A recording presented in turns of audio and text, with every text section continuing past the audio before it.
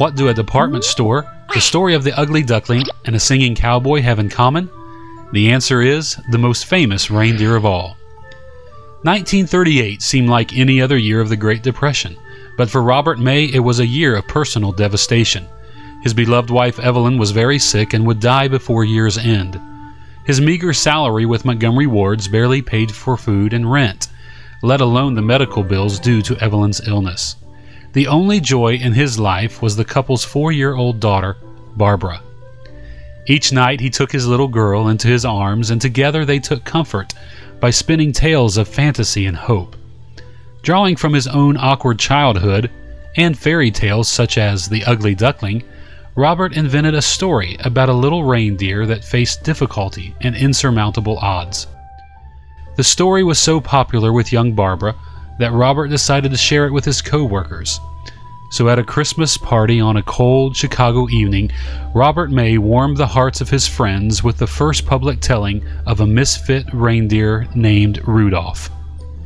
The employees loved it, and Robert's boss, Mr. Avery, wanted to share the tale with children everywhere.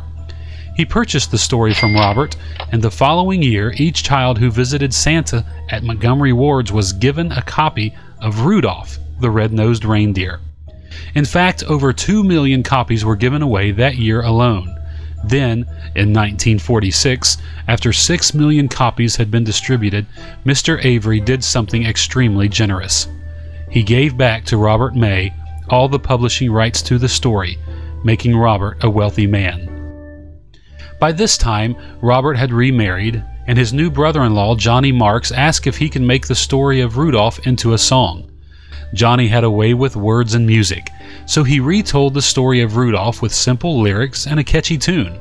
Attempts were made to get famous singers like Bing Crosby to record it, but no one wanted to take a chance on a children's Christmas song. That is until Ina Autry, the wife of movie star and singing cowboy Gene Autry, heard it and persuaded her husband to record it.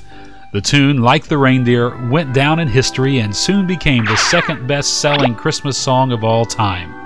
Rudolph the Red-nosed Reindeer speaks of optimism despite personal oddities and trials, but the story behind Rudolph speaks of hope and generosity, two qualities which reflect the spirit and the meaning of the Christmas season.